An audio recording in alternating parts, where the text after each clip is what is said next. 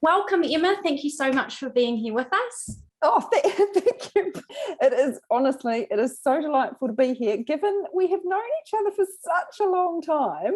I know. I was just saying on the pre-recording, I think it's like 20, maybe 23 years, something like that. It must be something like that. And here we are now talking about this. You're in Spain, I'm in Arrowtown, New Zealand. So cool. So thank you. Such a privilege to be here talking to you. So awesome. And we used to do totally different careers when we first met. You were doing something completely different. I was doing something completely different. And here we are both now doing work in the world, helping people with interesting life stuff. So we totally are. We could start by you sharing with everyone what led you to the work that you do. We're going to be talking about raising body confident kids and body image issues, and it's a big area, and we'll do our best to kind of cut to some really important points that you offer and share and expertise in this area. I've shared in the intro that you're a mother of 2 children as well, so you know from a parenting perspective, but can you talk about your own experience leading into this in terms of body image and body confidence? Absolutely, would be delighted to. Thank you for asking. It's when I look back, I think I can pinpoint where this really started for me was when my kids were born, like when my first child was born very, very early on. I remember looking at her and making a promise that was I wasn't going to let her have the same relationship with food and her body as I had. And I had an eating disorder, I'd had bulimia, I had and even though at the point I had children, I had come a huge way with that. I was no longer engaging in eating disorder behaviors. I was still very much in the world of I have to control what I eat. My head was very full of food and my body, and tried every method under the sun to try and get to the point, to get my body to a place where I thought if I got it there, I could then be happy with it. And sort of into this kind of disordered eating, if you like, rather than eating disorder, I had my children, and I really, really, really didn't want them to go down that path. And at that time, for me, what that meant was they were going to eat, I was going to feed them vegetables and healthy food, and I was going to limit sugar, and they were going to be told they're gorgeous, and they were going to grow up slim and knowing that they, just had a great body, and there was going to be none of these issues that I had had. So, like so many parenting kind of ideals we have at the start, it very quickly went very differently to how I had imagined it would go. Because we're told as parents that if we feed our kids, it's our job to feed our kids healthy and get lots of veggies into them. And we're kind of under this kind of impression that if we do that, it'll all work out. That's kind of what we need to do. And instead of it all working out, these food battles began. So dinner time became a nightmare. It was this kind of battle of wills of just eat one more and then you can have that. And I was embarrassed when we went to birthday parties because my children seemed far more interested in the birthday party food than in the birthday party celebrations. And my children didn't turn into these slim things that I imagined they would in my mind. And that was really frightening to me because I'd heard all the stories about how we need to keep our children a certain weight, and it's our job as parents to make that happen. And then I guess there was a real defining moment for me where I was in this kind of, trying so hard and trying even harder each time. And then I walked into the kitchen one day and we had sweets in the kitchen, in the cupboard, that we really had because I was doing the whole limit sugar thing.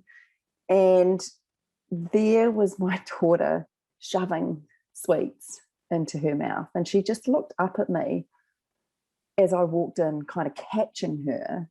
And she just had this kind of fear and guilt and shame all over her face.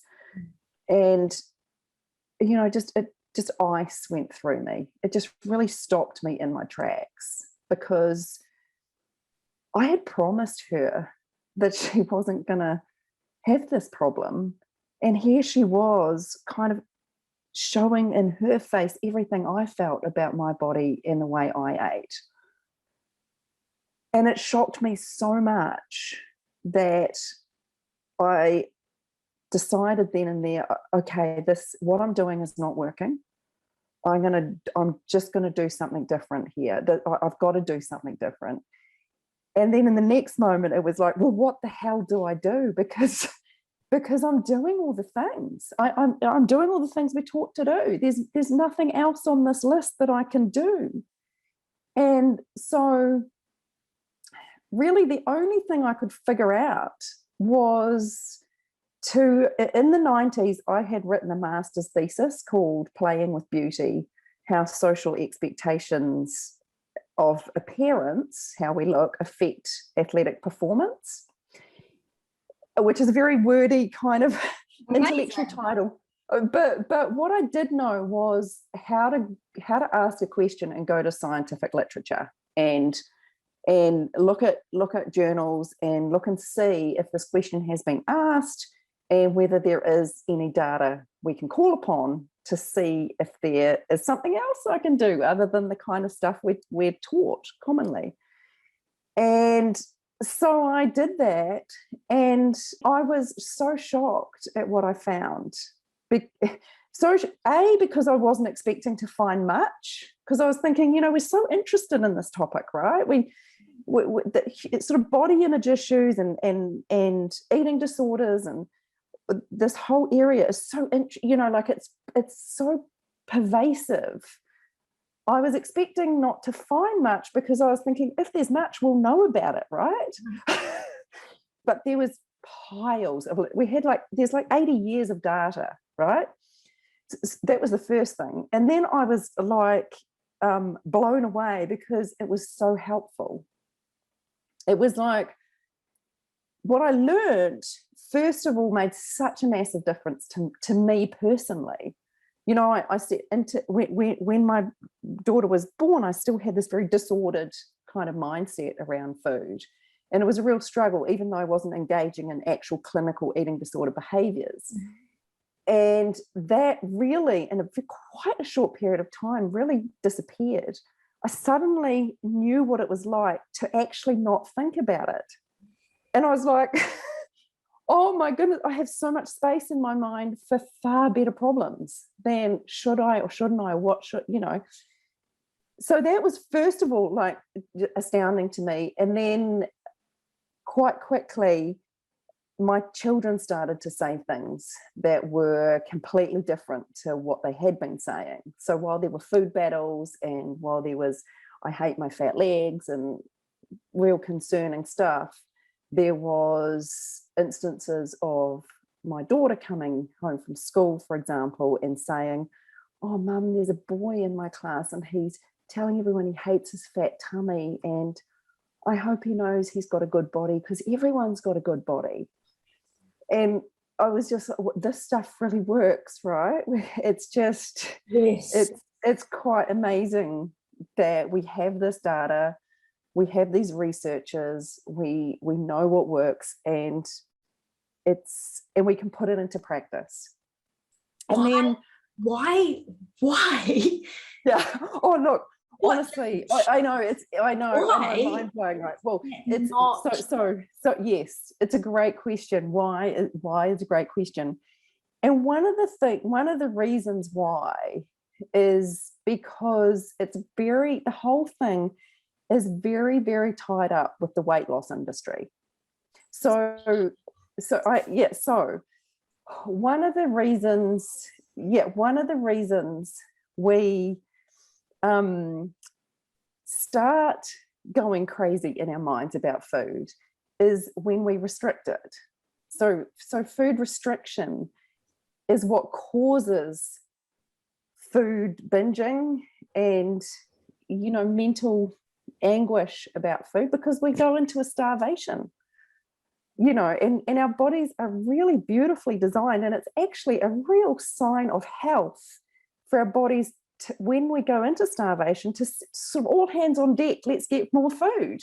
And so we start thinking about it a lot, we start obsessing about it, our taste buds get changed so that it tastes so much better. So there's this whole so there's this whole diet industry that really doesn't want to know that we shouldn't be, that dieting is really, really bad for us and really dangerous for us. So there's that, coupled with a culture that has really misunderstood the relationship between our size and our health.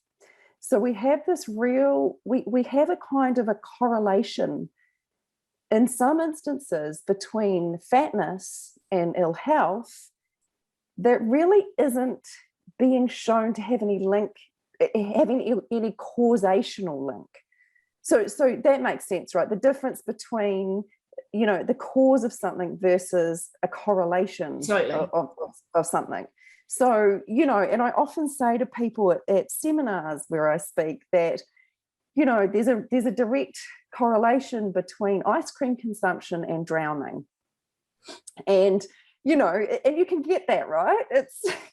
It's hot, the sun comes out, we eat ice cream, we go to the beach or the river, but if you're a policymaker and you decide that ice cream consumption is the thing that we should really focus on in order to impact drowning rates, you might inadvertently save a life here and there, because there might have been someone who randomly went for an ice cream and ended up drowning, but really you're not going to make any substantial inroads into it, right? And this is exactly what's happening with the relationship between size and health. Is we mistakenly think people of a bigger size have health issues because of the fatness, and what we try and do is make them smaller in order to get rid of their health issues. And it's absolutely documented that making people thinner doesn't take their health issues away. And it's absolutely documented that we haven't, as global community, we don't have a protocol for making people smaller that works for more than about 5% of the population. So it's a protocol that has got an efficacy rate of 5%. Yeah, something's not right. Something's not right. So completely unethical to keep promoting it. But we have this massive, massive weight loss industry who are like, we don't really want to know. Let's couch it in lifestyle changes instead. And so there's a huge amount of, so not only is dieting, and dieting is kind of missing the point, intentional weight loss, because we now think, oh, but we're not dieting, we're going on a lifestyle change. But really what we're trying to do is make ourselves smaller. So it's really intentional weight loss that doesn't work. We don't have that protocol. So we've got a protocol that doesn't work. We've got it like doesn't work for weight loss. It doesn't make people smaller. And we've got this kind of misunderstanding that people need to be smaller in order to be healthier. And in the process of trying to make people smaller, we create this obsession within their mind, a sense of really damaging, a sense of failure. And at its worst, it leads to really serious health, life-threatening eating disorders.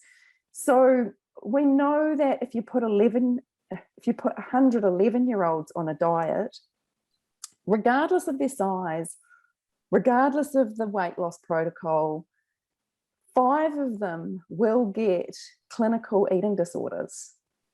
So 1 of them will get anorexia, and anorexia until very recently was the mental health condition with the highest mortality rate. We're really talking about seriously dangerous, not just, it'll make you a bit uncomfortable. It's like, these are seriously, like, take your life. And yet we keep So we have a society that's become very, and has for a long time, become very, very mean to fat people.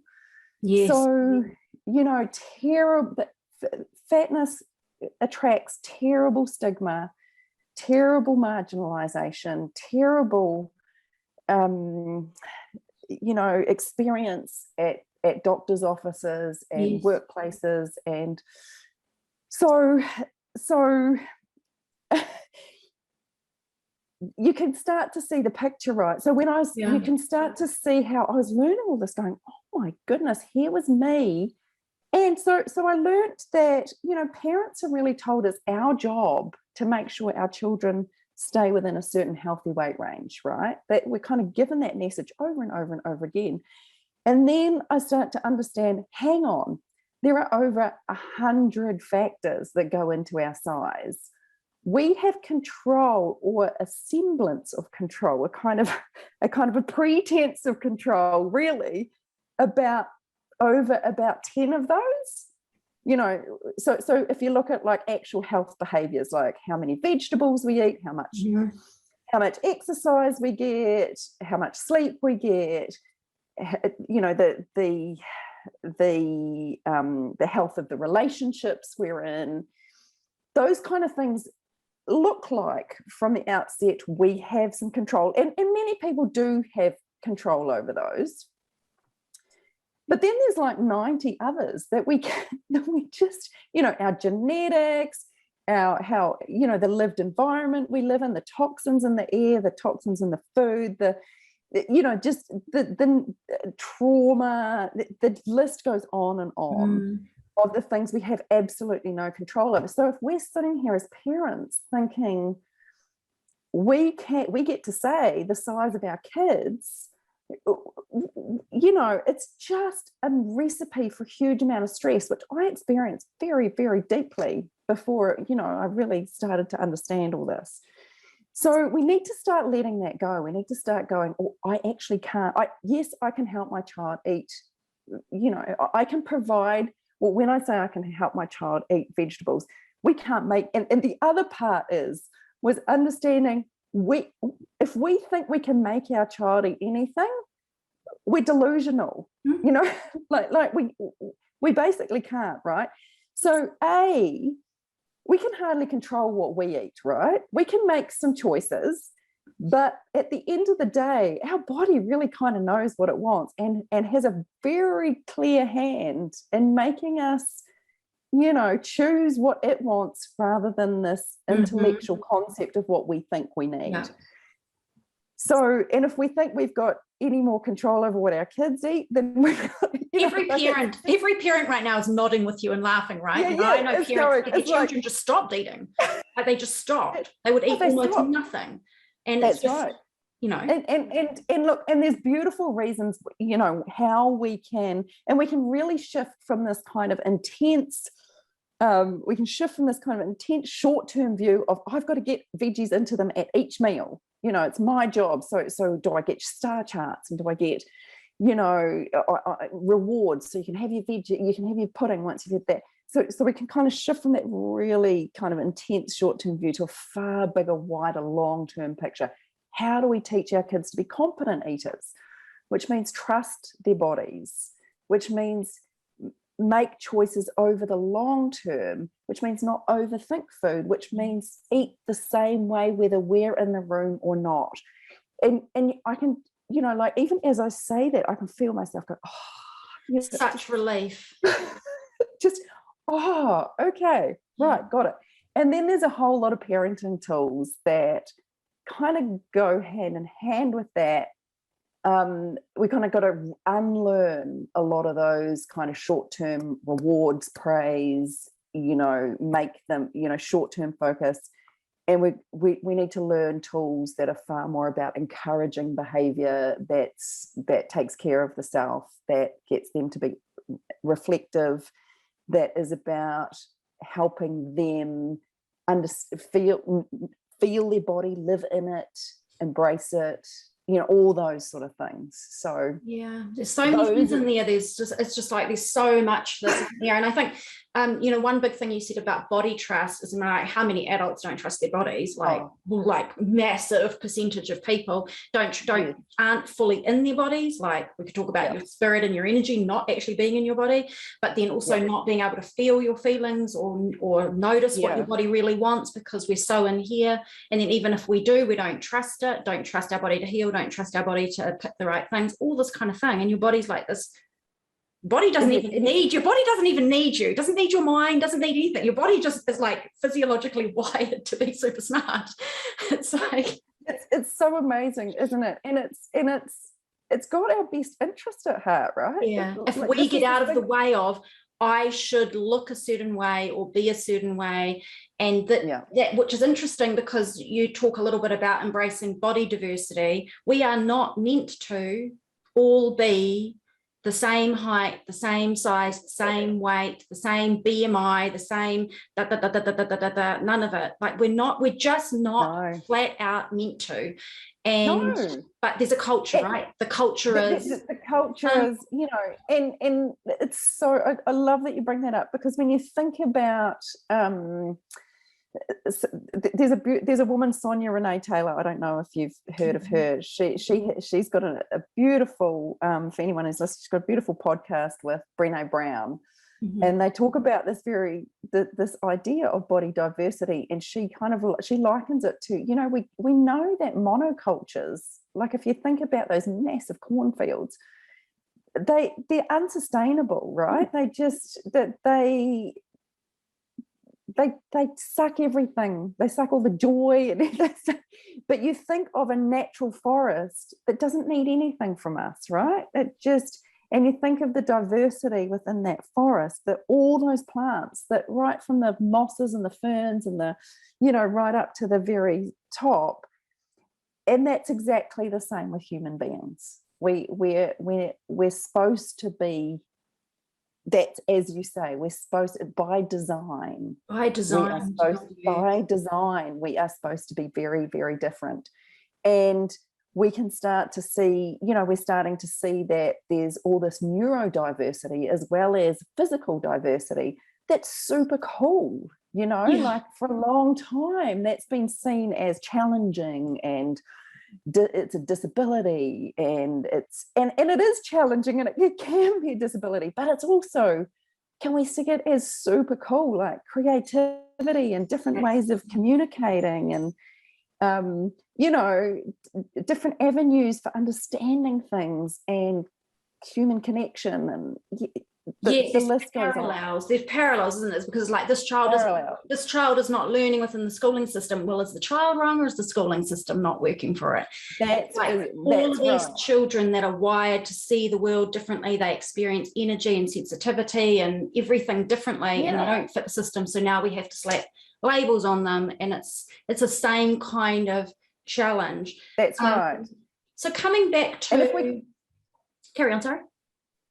No, and I was going to say, if we embrace that, we get to see that there's nothing, no one's wrong, but we need all the parts. Yes. And all the parts are such a beautiful work together in such a beautiful, make a beautiful whole. It's an ecology, right? It's a cultural ecology that needs differentiation. That's right. Yeah. That's right. And society does its very best to try to paint this picture that everyone must funnel into, and the institutions are all designed to funnel you through it, and it's kind of gross and it feels bad for everybody. Some people are built to be able to survive it as you go through the cattle chute, and you're pushed through all the different things, the advertising, the social media, the marketing, the schooling.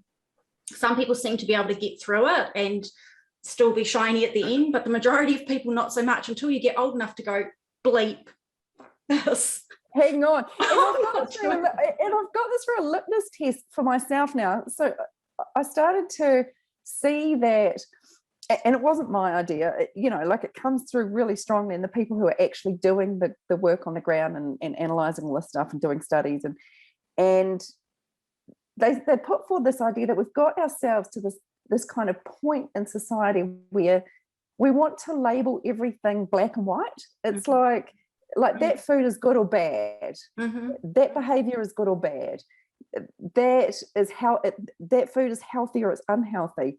And there's this real growing movement. Thank goodness it's a growing movement of dietitians in particular and people working in weight science and body image who are saying, it's actually inaccurate. Like there is no such thing as a healthy or unhealthy food. Like you can't, as soon as you pick it, as soon as you kind of dig into that in any sort of way, it completely,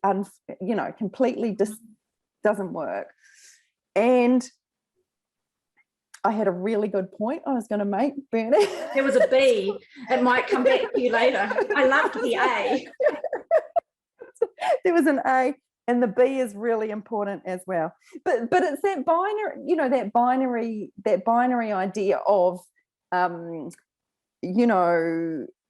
it's good or it's bad. And we've put our bodies into that too. We've got a good body or a bad body. Those are the good ones. These binary things are just a real issue, right? Full stop. For everything. For everything. And it's very much the way we're raised. You've got to know answers. If you don't know answers, you're wrong. You need to pass the exam. If you don't pass the exam, you're wrong. No. That's right. That's right. Carrots are good, candy's bad. Well, you know what? That point right there, sorry, I just have to say, we, my husband and I, well, you know, Aaron, we had hair tests done to test our food intolerances because my sister-in-law's a nutritionist, a naturopath, and she was helping me heal some chronic digestive, inflammatory issues and conditions that I had for a long time. Anyway, we had these tests done, and lo and behold, we are intolerant to all these healthy foods that we had been chowing down on like there was no tomorrow. Like we're like coconut and carrot juicing, this and this. We're like intolerant to them because we have overloaded our bodies with them. Yeah. Not to mention I had a natural intolerance to some particular foods that are healthy. Oh, yeah. Yeah. My body was just rejecting all of it. That's right. And it's really good, particularly when we're talking about kids, if we're raising kids, but such a good conversation for ourselves as well, is what's healthy for you and what's healthy for me, completely different pictures, right? Because my body's not your body, and so to look at something and go, that's a healthy food, it's like, well, to know if that's true, you have to start asking questions. For who? To start with. And then you have to ask, does that person enjoy eating it? Because your body's really smart, right? If it doesn't taste good to you and you don't desire it, it'll be doing nothing for you. So one of the first things that people in this intuitive eating and which is the kind of adult realm that I'm talking about, intuitive eating, size diversity, and then in the more child focused realm, it's the divisions of responsibility, which is kind of the gold standard in feeding kids to have a good relationship with their body. One of the first bits of work is to kind of put all the food rules aside, because food rules are designed at a kind of a broad-based level. They're not applicable to anyone in particular. Mm-hmm. So we know that eating vegetables and doing exercise is great for us, mm-hmm. right?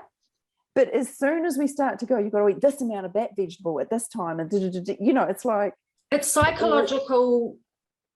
Right? And as soon as you start going, well, humans, it's really good for humans to eat vegetables, like that really supports our health, and to move our bodies, that really supports our health. But to then go, well, vegetables are good for you and candy's bad for you, it completely misses the point. Because so you go back to the carrots are good for you. It's like, well, if someone gags on them, that's not good for you. If the taste of a carrot is so disgusting to you, it's clearly not good for you, right? Also, if you're hungry and you've eaten 3 carrots, the 4th one is not good for you, or if you've eaten 10 carrots, the 11th one, there's a point at which every food will literally kill you. Like whether it's the 20th carrot or the 30th carrot, I don't know what it is, but there is a point at which you can kill yourself with carrots or broccoli or water. Like you can die of over water consumption, and there is nothing healthier on the planet than water. So so we have to know the context in which we're eating it.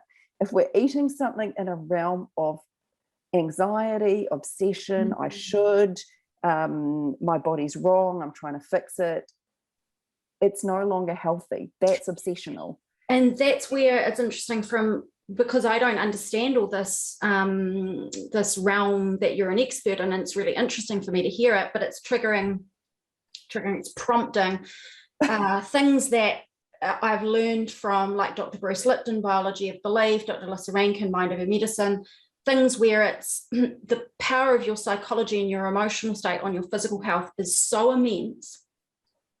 So if you take this, I have to do this, I have to eat this many grams of this and this much of this, and I can't touch that. And now you take all the stress and the psychological torment of trying to be a certain size and trying to fit that routine and shaming yourself if you fall off it. Now, what is doing more harm? The psychological, emotional torment and stress and strain on your body, or the sometimes eating other stuff. It's like, that's right. Like the nutrients that are in the kale salad, you know, kind of get destroyed by the stress of, I don't really want it, I have no desire for it, I just want the ice cream, you know. And we know that we have some great studies now showing us that kids who are given the opportunity to eat all foods, like all foods, in a realm where there's no distinguishing between a good food and a bad food, a healthy food and an unhealthy food, they're just left to trust themselves and to be curious about what makes them feel good, and to be allowed to stop when they're done. We know that kids who are brought up in that scenario end up with far better health outcomes in the long run, and ironically eat a far more nutritionally rich diet. Interesting. And when you actually pull back and think about that, it totally makes sense, because our bodies want nutrition. They really do. But here's the other thing I learned that was really surprising to me, and I kind of want every parent, I want every human being on the planet to know it, really, is that, you know, human beings eat for 3 reasons, and we've become very obsessed with one of those reasons. So most of our health and well-being information when we talk about food talks about it from a nutritional perspective. You know, because yes, we do eat for nutrition, and it's super important, and it does have an implication to our health, right? So really great to think about.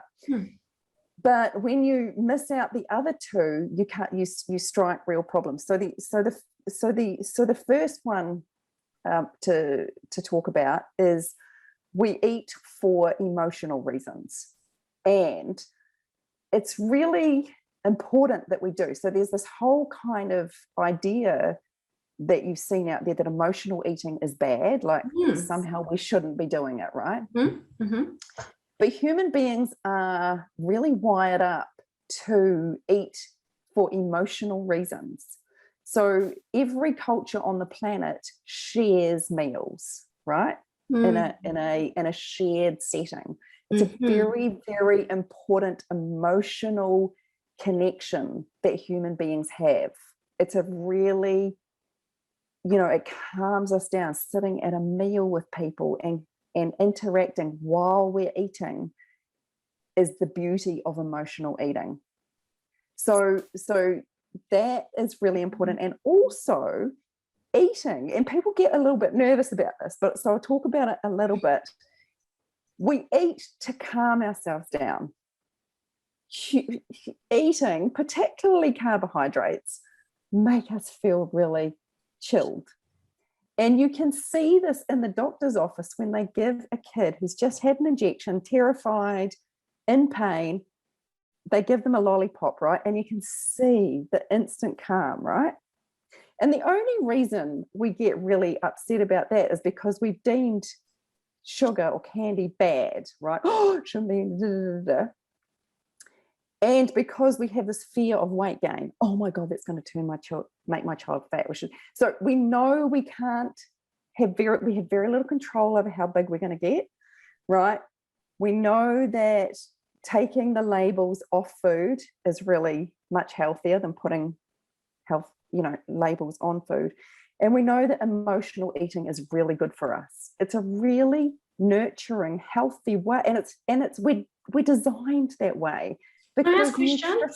Yeah, sure. Because so much of me is blowing my mind because I was like earlier, I was like, oh yeah. And then I'm like, oh my gosh, it's like totally the opposite of what I thought. It's like, because first of all, I'm like judgeson about, you've got people in hospital and you're giving them ice cream. Like I'm going to be honest, like if I go into hospital and someone's like sick and they've had an operation and then they feed them their meal and then they give them ice cream, I'm like, why are you giving them ice cream? I'm one of the people you're talking about. That's like, you shouldn't be doing that. That's not healthy. Why are you not helping the person? They're sick. You should be giving them something else. Give them a smoothie or some blueberries. You should be giving them a kale salad. But now I'm like, okay, I need to shut up about that and I need to look at things differently. And remember, that's right. And it's real. I'm so glad you say that, Bernadette, because it's really, once you start learning this stuff, you start seeing your own judgments. And I still, like, I've been doing this for years and I still do. And I have to really go, hang on, you're putting a label on that and that's not health, So you give a kid, and I actually said a lollipop, not an ice cream, but it's the same thing, right? Mm-hmm. There's lots of people who are like, why are doctors giving kids lollipops? Obesity epidemic and da, da, da, da, da. So the problem with emotional eating, where we've gone wrong with emotional eating, not even where we've gone wrong, why it puts the fear up us, is there's a particular part of emotional eating that gives emotional eating a really bad name. And where true emotional eating that we're designed to do, connecting with people, calming ourselves down in an appropriate way, is binge eating. Now, binge eating is very, very unpleasant. It feels shameful. It feels out of control. It's an horrible physical experience as well as a deeply shameful emotional experience. And we tend to think of that as emotional eating. Yes, right? That is when you say the words emotional eating, that in my mind is what I'm thinking. Where you go. I am so whatever psychologically or emotionally unsettled in myself that now I need to eat in a really unbalanced way, or like an overeating, creating all this trauma. Unpleasant, shame-inducing. Yeah, don't ever want to do that again. But what I'm hearing from you is that if you want to go out for a meal with your friends on a Friday night after a long, stressful week at work, and you eat a delicious meal with all these beautiful flavors, and you're talking with your friends and you're having a fabulous time, that's emotional eating. It's a connection building, beautiful thing. And you wouldn't think that so the words have been attached to some small micro part of the way that we eat. Of emotion. That's right. And it's important to understand that whole part of emotional eating because when we decouple ourselves from, some foods are good and some foods are bad, and I can control my weight through what I eat, like there's not these other 99 factors that are at play, right? If you decouple yourself from that, people who don't have those strict rules in their head about eating don't get into a binge situation. So binge situations occur following restriction. Got it. If you take restriction away, you don't binge eat. It's really quite as simple. Well, there are some more complexities that are too hard, that we could now spend another week talking about. Got it. But the general idea is restriction, either physical restriction, I'm not going to eat sugar, I'm giving sugar up, is what leads people to binge on sugar. or emotional restriction. I'm not going to allow myself to feel that feeling. I'm not going to allow myself to do that thing that or I'm not going to do that thing that's really scary. And then all of a sudden we find ourselves, 3 feet into the tub of ice cream. I'm not sure if I'm explaining that very well, but yeah, it doesn't make sense. But it's the restriction that leads to the unpleasant binge eating. Now, which I now have the experience of, thank goodness, now my emotional eating is such a beautiful cue to me. So like so I'll be in my office, I'll be writing a blog post or whatever, so you can relate to, and I'll suddenly realize that I have gone to the kitchen 3 times, and every time I have eaten a cookie or 3, and it's no longer really pleasant. Like the taste, I'm not really enjoying the taste. So what isn't unpleasant? What I have no problem with now is that I've eaten that much, because I'm like, my body's got this. It'll, I just probably won't be as hungry for lunch. There's no, in my mind, what there isn't is, oh my goodness, I'll have to restrict my lunch. Yeah. I just naturally know I've really filled myself up on cookies. What tends to happen is I'm not very hungry for the rest of the day. That's what tends to happen. But what I can now see is the cookies are no longer enjoyable. They're no longer pleasant, and yet I'm eating them. What else is going on? So I have no problem with the fact that I'm eating the cookies, because sometimes I know the cookies are the thing that I just needed to feel a little bit calm, and I don't have a time for a bath and a Netflix series and a massage it's like they are one, that eating experience takes 10 seconds, and it's just such a nurturing, self-caring thing, without the idea that I shouldn't be doing that the food's bad, that there's this kind of restrictive pattern in the background that no longer leads to a binge. That's the most important thing. Like I'm hearing from you is like, without the shame, without the guilt, without the self-judgment, without the then snowball effect of that is so devastating to a human being. The number of people I see that are carrying. Devastating. Oh, and then what happens is you're in the binge and you're so devastated, you eat more. Yeah. And then what happens is this restrictive mindset comes in where we go, oh my God, this is going to be the last time I ever allow myself to do this, right? So we don't stop, and we get to the point where we're so physically uncomfortable, like our stomach's distended and we're full of shame and we don't want to leave the house for 3 days. And then we swear to ourselves, I will never, ever do that again. That's it. That's the last time. And then we find ourselves in that emotional place again, wanting that, needing that emotional satisfaction. And then that starts. And because we thought we were never going to do it again, oh, well, now this time is the last time. And so that it's such a awful cycle to be so the removal of the rules and the restrictions and allowing to like a level of building a new trust with your body and acknowledging that then there'll be times when you may do something and you may not feel great, but there's not all this emotional stuff attached to it, and you can write there's just more balance, right? And I've had to learn how to care for myself in ways that are really scary, like say no to people and really know that something that I'm doing isn't a good thing to do, and I need to apologize to someone, or stuff that's all the emotional stuff, stepping up to my life and being a human being. I was so kind of in this world of food and my body. I had kind of lost the ability to do that human stuff. So I really needed to learn how to do that. And also I needed to learn parenting skills so that I could teach my kids that stuff. Yeah.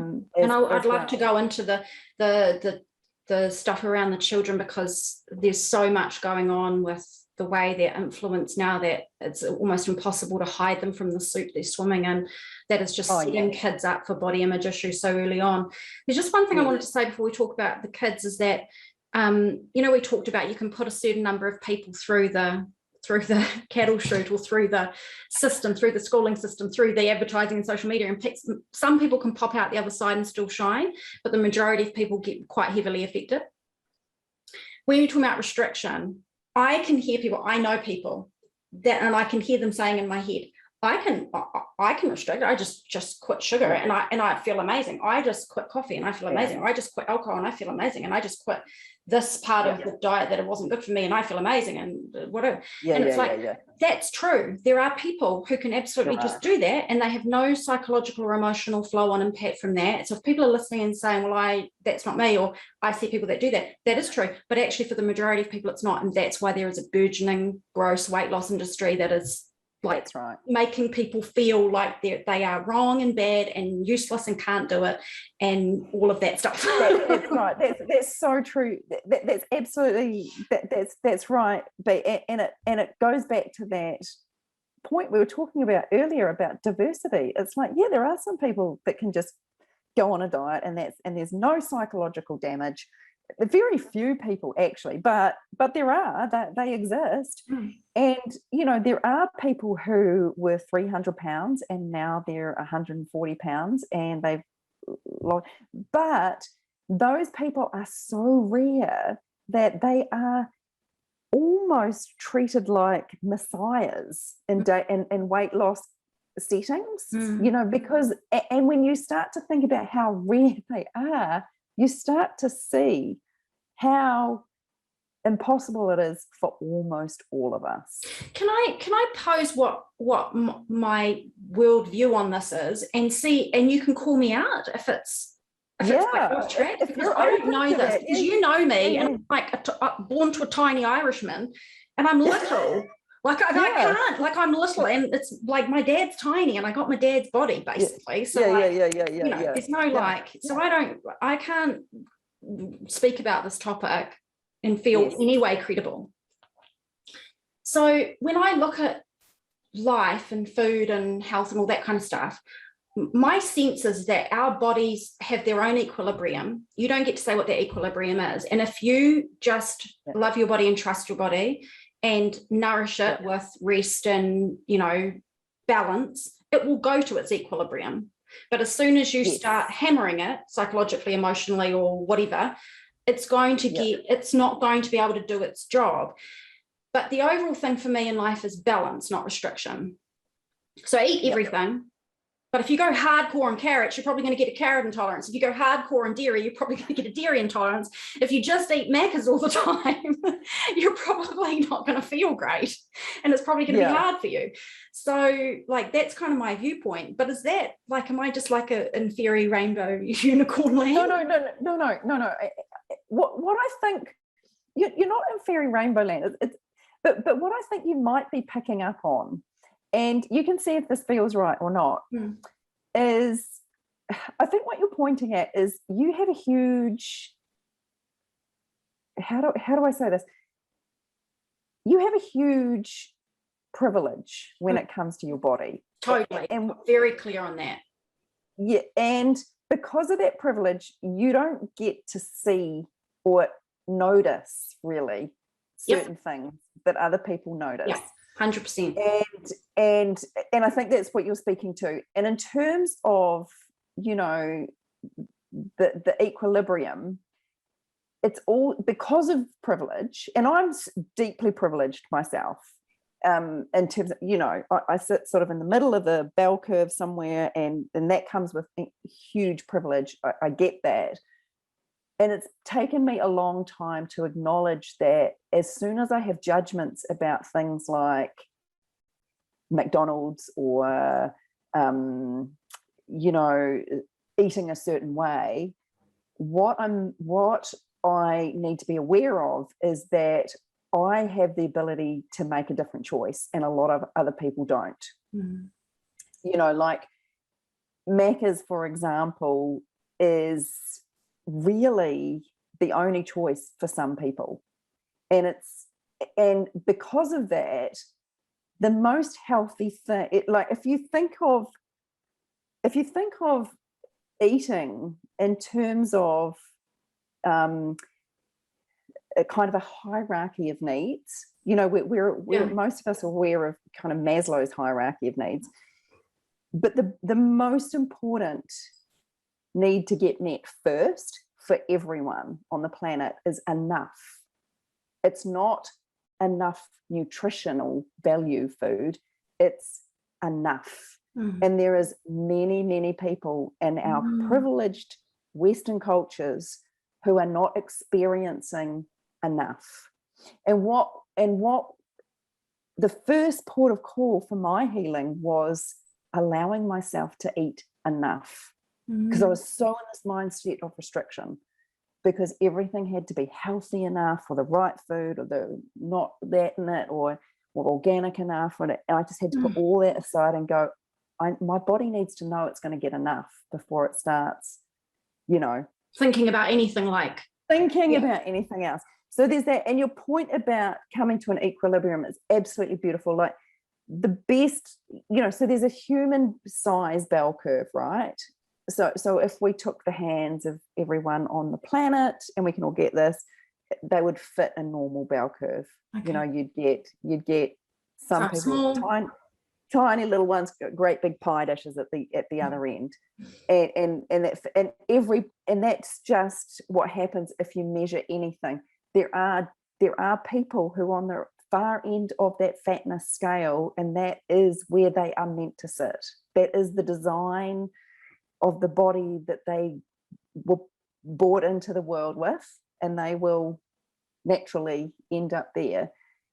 We know how to make people move up that scale. Like we know how to make people much fatter than their normal design, and that is to restrict their food.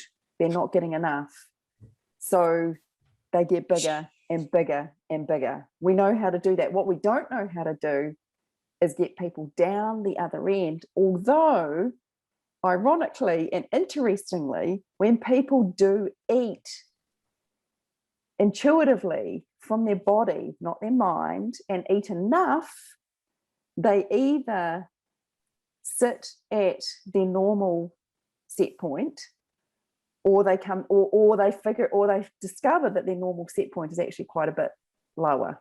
So the very thing that society is doing to help people to go to their desired result is the very thing that is either keeping them stuck or sending them in the direction, the opposite of what they personally desire to be. And if they did the opposite, which is just like blow your mind, right? Yeah. So So we talked, I think this is important. We talked about emotional satisfaction. So there's 3 types of satisfaction where we crave when we eat. There is emotional satisfaction. We talked a little bit about nutritional satisfaction. And the third one is agency satisfaction. And this is really, really, really important for parents to consider. So agency satisfaction is us having control over what we eat. Right? So it's no good, like every human being needs to be able to put the food in their mouth. There are some people with disabilities or health issues that can't do that, but having a say in it is still incredibly important if that's possible. So when we take the control of what goes into our kids' mouths away from them, our kids absolutely rebel. It's really, really important they have the ability to control that motion themselves. Is it the control of emotion, or also the choices of what is? Absolutely. And to pick that thing that is satisfying to me and leave that thing that is not satisfying to me. So a lot of parents, I'm guessing, and I'm not a parent, so like I'm just being really upfront about all the things that I have no right to be saying anything about, but I'm imagining all the parents are like, the agency thing. And, Emma, for everyone listening, Emma knows my sister because I've got multiple sisters, and Emma and my older sister know each other, and Mary is like fully deeply in the aware parenting realm, and works with some other amazing people. And agency for the children is like so important. So, I mean, Mary's a poet and she writes about all her experiences of not having agency with teachers, with family, with whatever it is, and what that does to children. I mean, obviously there's boundaries and there's taking care of them, obviously there's safety and all that stuff. We're not talking about extreme stuff, but we're just saying like there's a level of agency in this individual human being who does not belong to us, just happens to be born to us, and we have to guide through life, but as a sovereign being. They are a sovereign being, and I can now see why I had so many power battles. I was trying to control what they ate. Like I was trying to say, eat 2 more bites of that before you're allowed that. Like that's not going to go well with kids, right? And we know that even if that does work in your household, even if like you do have that power over them in the short term, they're not eating like that when you're not in the room. Well, I'm glad you said that, because I'm thinking like, as I'm sure you have, you see so many different people and everyone's parenting styles are totally different. And I just watch it with awe and wonder, because I'm like, I just want to bow at the feet of every parent, because I'm like, oh my God, it's like the most hardest, amazing job in the world. So respect. And there's just so many different styles. And like you say, some it's like, oh, that looks like that works really great. And this is really different. And that looks like that works great. But I guess there's a longer term picture about what do children learn about what food is, what you're allowed, what you're not allowed, and what does that create as your relationship to life when you're out in the world and you have to make choices for yourself. And how does that flow? That's right. And I'm so glad you say that, but because once again, diversity, right? We're all different. Our children are going to respond to different things. And if anyone's listening to that and they're like, yeah, our kids know they're not allowed pudding until they finish their vegetables, and it's never been an issue, it's never caused a battle, our dinner tables are lovely places to be, our children aren't, don't have any issues, don't change it. Like don't change that. That's good. Okay, good. I'm glad you said that. So because it's not one thing for all people, right? That's the thing. It's not black and white. We're not looking for binary solutions here. It's or right and wrong. It's like when you've got battles, it's probably an agency issue with your child. And also, we know that schools, particularly in the States now, have got a growing problem with kids stealing food out of their peers' lunch boxes, sweet food in particular, any biscuits, lollies, cookies, they're called in the States. And that's because they're not allowed sugar at home. So, where kids want sugar, they love it. And when they're not given the ability to connect to it, to eat it in a healthy way at home, they will steal it. So let hear what you really said, to eat it in a healthy way at home. So it's not an advocacy for give them 10 bags and leave them to it. It's like no. That's right. And this is that black and white thinking. It's like we either restrict sugar or we offer it to them 24/7, and they'll, that's all they'll ever eat. And that's not what I'm advocating. You need to parent as well. There needs to be so what it looks like is that sugary sweet foods get offered as part of a range of foods within your household. The divisions of responsibility that I mentioned earlier suggests that we as parents are responsible for what gets provided when it gets provided. So we make the food, we cook it, we say when the meals are, and we are responsible for teaching the manners and what happens. Do we say a prayer? Do we hold hands? Do we, how all those parenting things. And then your child is fully responsible for eating how much of what's on offer. Okay, so that's really interesting. That's super practical. I love that. Divisions of responsibility. Okay. Divisions of responsibility. And in my course, we go through a lot of very basic practical tools like that. How do we do this? So it might be, and you don't have to provide a sweet food at every meal. You need to strike the balance of providing sweet foods enough that your child knows what they like, how much feels good, and doesn't feel like they're being restricted. So it may be, if you're in a situation where you have heavily restricted sugar, you may need to offer it every day for a while until your kids really trust that it's not going anywhere. And then you'll find that, you'll put a plate of cookies and fruit and nuts or whatever it is you put out for afternoon tea, and one magical day you'll go there and they've eaten all the nuts and all the fruit and they've eaten 3 of the cookies.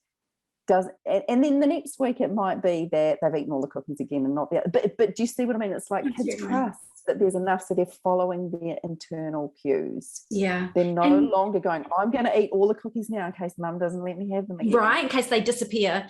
And the other thing is like, as adults, we're like in this industry, this help people industry and help ourselves industry, we are like just like all about intuition, make intuitive decisions, communicate intuitively, operate in your job intuitively, creatively, intelligently, but somehow we're not allowed to intuitively eat.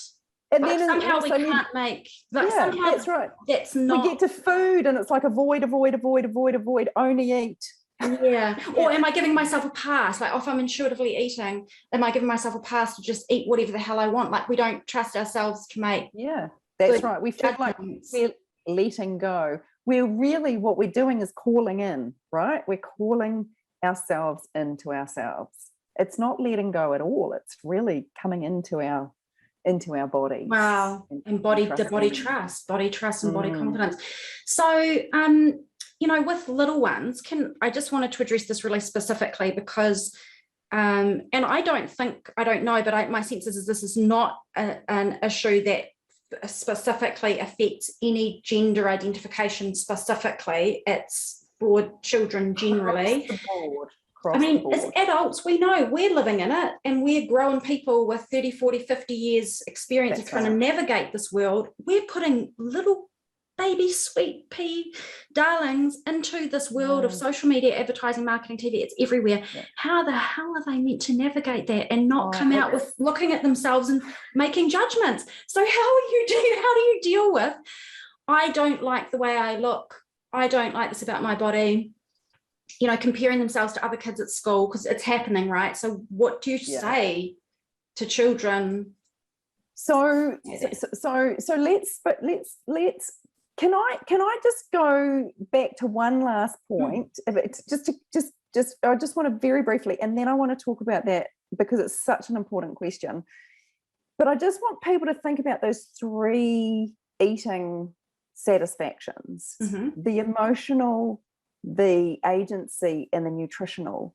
And when here's the beautiful part: when we help our children to eat emotionally and give them all the agency they need, so their emotions are satisfied, their agency is satisfied, teaching them about nutrition becomes really simple. It's no longer a battle. It's because they want to be satisfied. So I'll leave it at that, just to give people that sense of that's how it works, right? Makes sense. You try and take from me my free will choice, and you try to take from me my ability to feel connected and satisfied. I don't want to hear anything else you've got to say. I'm like, you can't do it. And at schools, it's really sad because schools have this great intention of teaching nutrition, right?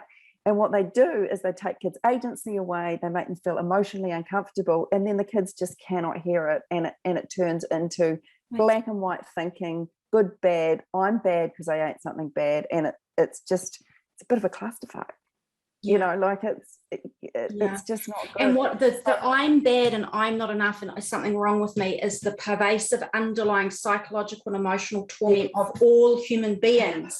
Yes, that's right. And that just plays right into that. Yeah, it does. Hook, line and sinker. Yeah.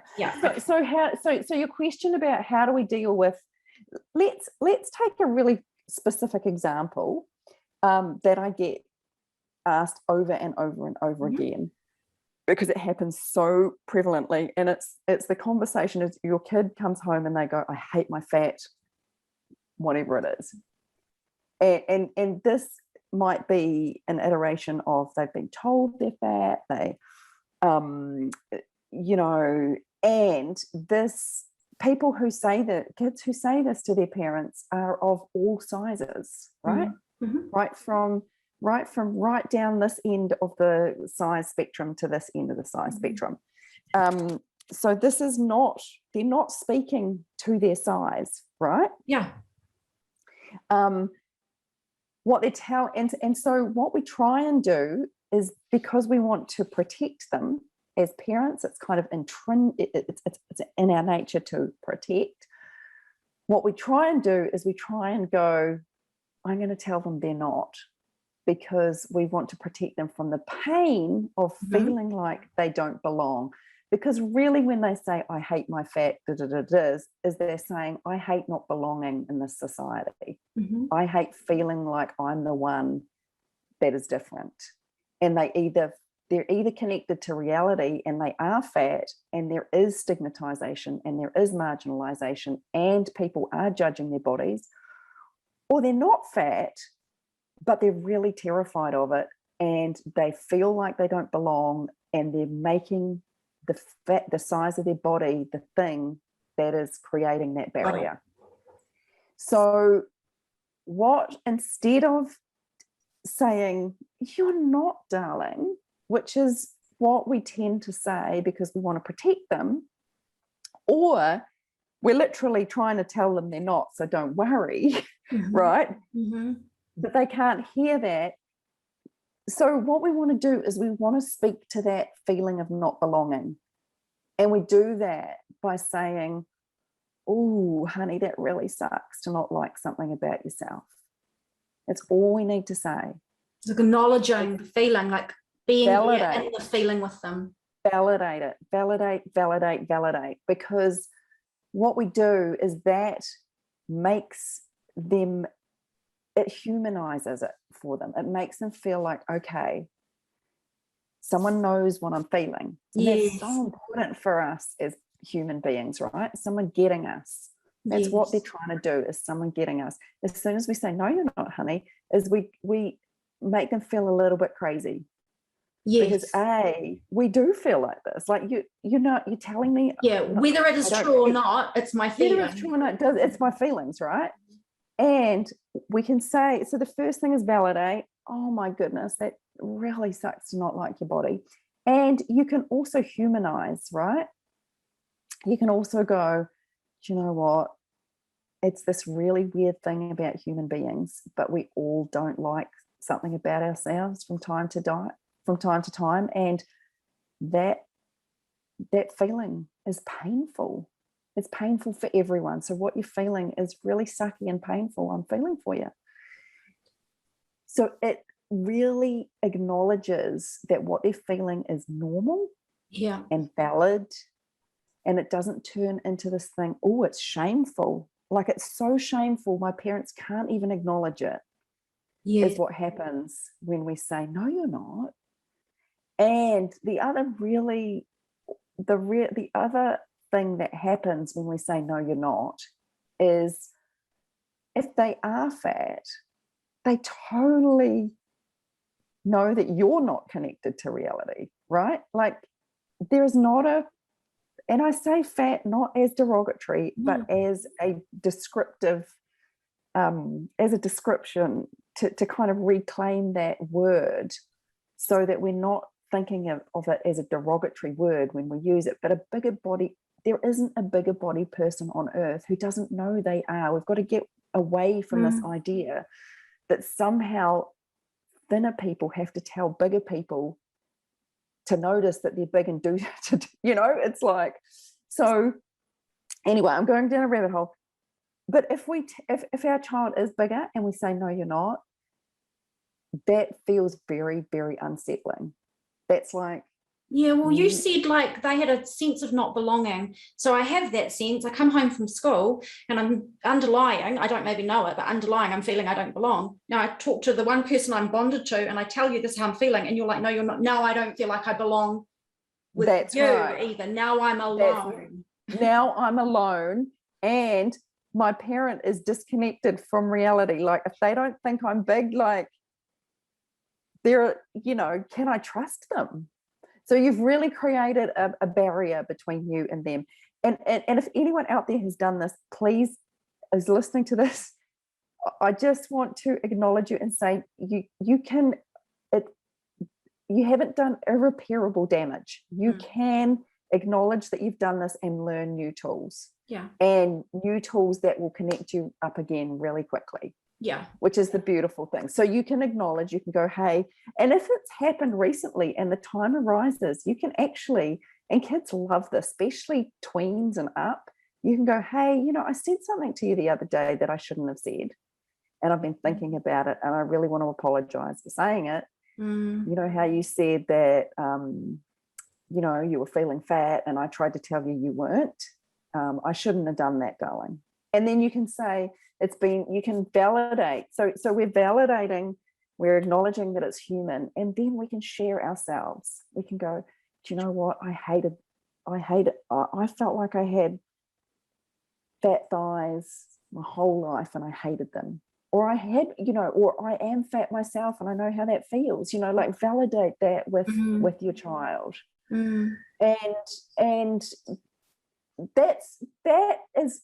that conversation can happen really, really quickly. We don't have to kind of go, we don't have to churn over and over. We can also share, if we want to, that we're working on knowing that who we are on the inside is so much more important than who we are on the outside. But that's a kind of set of tools that nurturing the internal value. I don't know if we've got time for that now, but nurturing that set of internal values so that your child is resilient to those experiences and goes, oh, that was an experience, but underneath, I know who I am. That's a huge and very important part. I'm not sure if you can hear that noisy motorbike outside my house, but but that's very important, is building the psychological and emotional resilience inside for any human being. And when you're raising little ones, is so that we can navigate the world going, okay, I'm noticing this outside, I'm noticing how I'm interacting with it and how I'm feeling, but I know below that is the core of who I am, and coming back to that. So do you cover that in, you've got your book, How to Raise Yes, I've got it. I don't cover that specifically in the book. The book is far more about some of the concepts we talked earlier about diversity, about the restriction, what causes eating disorders, how to reclaim a sense of, you know, looking at trust, some of the stats and all those kind of things. In my online course, I go through, so the book has got, say, 10 parenting tools that we look at, and the online course I go far more into this, building the internal confidence, the resilience, how to set up your household so they want to do chores, so they feel, you know, so all these really practical things, how they manage their screen time, how they and how to have not just this conversation, but how to have conversations about sex and porn and vaping and all the stuff. That's in my online course. So I will send you the link to that as well. I love that. Let's take all the topics that are challenging to deal with and let's nail those. I love that you've done that. That's so cool. I'm going to put a link with the video for people to find out if they want to find out about that. Awesome. I mean, it was kind of a natural progression of going, you know, if we're going to really build resilience to this world, we have to then, now we've got to understand sleep routines, and we've got to, you know, it's just like it's just the whole thing leads to it's parenting from that place of building that internal resilience at every corner you can. And so many of us are having to learn as adults, our generation and all the generations above us. So like, I'm sure you've seen as well, like I've got clients that are in their 70s. I know people in their 80s that are doing their internal resilience work. And so we're building our internal resilience and knowing who we really are to navigate this incredibly difficult world. And then there's people like yourself that are specifically fine-tuning and lasering in on doing that for children. For kids, so that hopefully in these coming generations, we're seeing much more resilient little ones as which we didn't get through nobody's fault, because it just wasn't a topic of conversation when we didn't know this stuff. We just didn't know. Right? No, we didn't know this stuff. That's the beauty of this modern age and all this information is in research. I love that you've got a lot of stuff that's really, you know, you really went into the research to discover it from a personal need, and you know, this is built upon that data. It's awesome. That's right. It's really, and the body of work out there being done by incredibly smart people is really amazing. Yeah. And I was just like, this is all living in sort of research, lofty research land. And I want to give it to the people who need it. Yeah. And it's so interesting, isn't it? Because usually like the most cutting edge stuff is somewhere in there where you need to go and find it. It typically takes a long time for it to trickle into, it's in a magazine, it's on TV, it's like, there's a long time. So if you want to shortcut that, but I mean, navigating research is not for the faint. Oh, no, it's not. It's, no. So thanks to people like you who from a personal need, go looking for it and then translate it to the layperson conversation. This has been so awesome, and we could have an entirely week-long conversation about building inner resilience for children, but I'll let people go to your blog and read your book, and they can, if people want to go deeper, they can go to the course. So I'm going to put a link to your website, which is www.emmawright, WRIGHT.co.nz, because you help Americans and Canadians and Europeans and everybody, but you're in New Zealand, so .co.nz, and there'll be a link to find your course and your book there as well. This has been awesome. It's been just so fun to chat to you because you're a friend. So I know, it's so delightful, Bernadette. Thank you. Such a privilege to talk to you and share what I've learned, and to talk to you specifically. How fabulous. Bless you. Well, it's a pleasure to share everything that you have to offer with my people. So if people on my YouTube, Instagram, blog, wherever have questions, they can leave comments below, and I'll make sure that if anyone has questions specifically for you, I'll make sure they get forwarded on, or you get tagged in or alerted. Awesome. Thank you for your time. Thank you so much.